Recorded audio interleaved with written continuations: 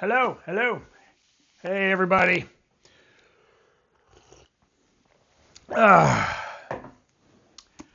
hey, everybody. Welcome back to Blathering On About Books. As I mentioned in my last installment, I was reading The Uncool by Cameron Crowe, and I would be coming back to talk about that book. This book is a fabulous book. Despite the title, it is a very cool book. Cameron Crowe, you may know, is a film director nowadays. Films like Jerry Maguire, Singles.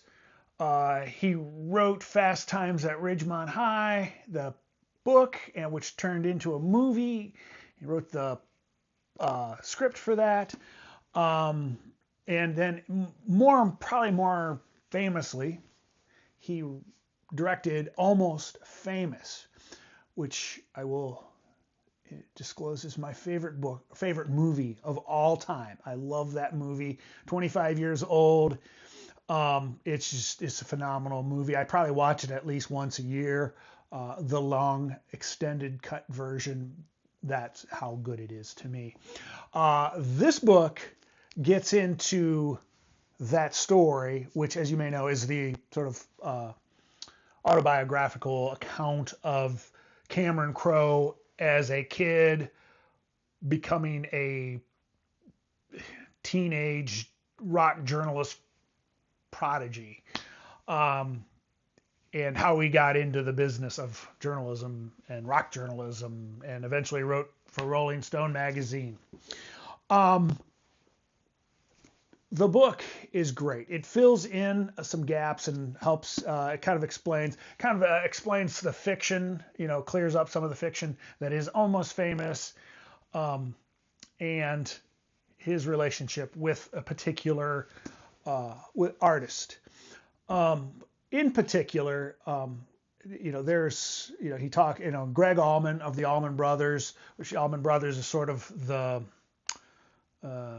real life band Stillwater in Almost Famous. And in that there's a lot of different relationships, and it's sort of all meshed together in some key things. One of the things I really like about the book, and first of all, I'm a journalist, been a journalist for a long time. Unfortunately, despite my dream to be a rock journalist like Cameron Crowe, I became a public affairs reporter and eventually an online journalist, and that's all history now. So anyway, so there was I had this real interest in that, in the journalism aspect of it. He talks a lot of mechanics and relationships with the sources, rock stars in his world. In particular, he talks about the questions he asked, which is probably inside baseball to most people and don't really care about. But for me as a journalist, the way he prepared for interviews is amazing. And the questions were really thoughtful. And you may actually remember in the movie, he asked Russell Hammond, one of the main characters, about, he asked him, do you have to be sad to write a sad song? That question actually was not posed to Greg Allman, but to Chris Christopherson, the real Chris Christopherson. And then there's another case where he asked, he has a chance to interview Jim Croce, and he asked him at that time, looking ahead, what songs do you think will be most impactful, 5 years from now and future, that meaningful songs. And that question was posed to Jim Croce shortly before he died. So it's kind of interesting. And then another interview he does, and this is funny. Cameron, if you're listening to this, if you happen to see it, my suggestion, you did an extensive interview with David Bowie. Get that, make a movie about that. It had to be just amazing. It's this very long pilgrimage kind of interview, if you will. I want to find out more. It's about 30 pages in the book. It's great shit. Really good stuff. He talks about relationships with journalists, Lester Bangs in particular, who is sort of, Cameron Crowe portrays Lester Bangs is sort of the conscience for journalists, rock journalists especially. He talks about his relationship with Jan Wenner. And Jan actually called him into his office at one point, and why, he had just written this cover story for Rolling Stone, and Cameron Crowe was very proud of it, and he brings him into his interview. Why wasn't there more of Cameron Crowe in this story? Just some of the inside, the relationship, the journalism editor relationships was very interesting to me. This book is, again, it's about relationships. His relationships with rock stars, his editors, his colleagues, and his family. A lot of talk about the different, his mother, obviously, his sisters, he's got two sisters. And I didn't know that until I read the book, and it's the relationships he had were sad. And then he has his relationship with his father, of course, his relationship with Greg Allman, which is sort of a turning point in the book. He gets this amazing interview with Greg Allman, and then things go to shit.